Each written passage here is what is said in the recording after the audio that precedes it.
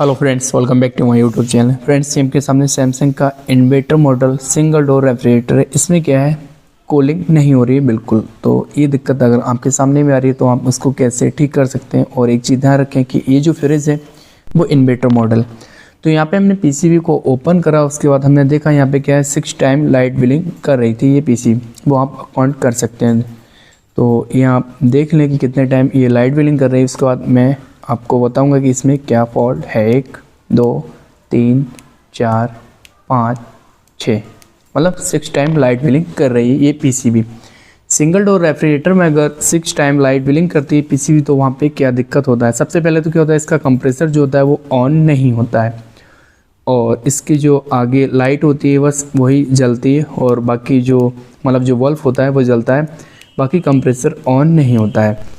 तो मैं सबसे पहले आपको चेक करा रहा हूँ यहाँ पे वोल्टेज कितने आ रहे हैं। तो आप देखें ये वोल्टेज जो है, मीटर जो है मैंने एसी वोल्ट पे सेलेक्ट कर रखा है। 351 वोल्टेज शो हो रहे हैं, 351 और 350 352 इस तरीके से यहाँ पर वोल्टेज आ रहे हैं।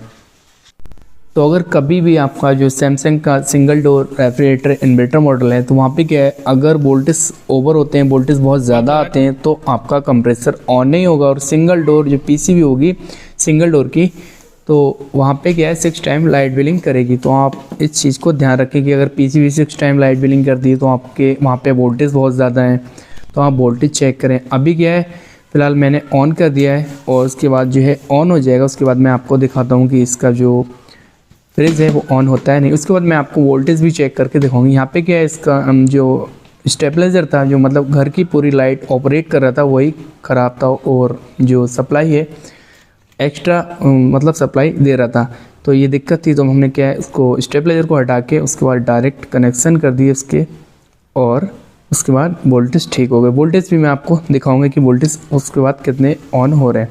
मतलब यहाँ पे क्या है, फ्रिज ऑन हो गया और इसका जो कंप्रेसर है वो भी फ़िलहाल ऑन हो गया है। और यहाँ पे आप देख रहे हैं लाइट जो है ग्लो नहीं कर रही है। पीसीबी की जो लाइट है वो कंटिन्यू चलना चाहिए जब आपका कंप्रेसर ऑन हो उस समय। तो फिलहाल यहाँ पे क्या है, कंटिन्यू मतलब लाइट जो है वो जल रही है। अगर बिलिंग करती है तो वहाँ पे कोई भी एरर होगा तो आपको पता लग जाएगा। फिलहाल यहाँ पे इसका जो कंप्रेसर है वो एकदम ऑन है, कोई दिक्कत नहीं। इसकी डिस्चार्ज लाइन है वो भी गर्म होने लगी, मतलब हीट होने लगी। तो यहाँ पे क्या है, उसके बाद मैं आपको जो आगे भी दिखाऊँगा कि फ्रीज़र जो है इसका चिल्ड हुआ या नहीं।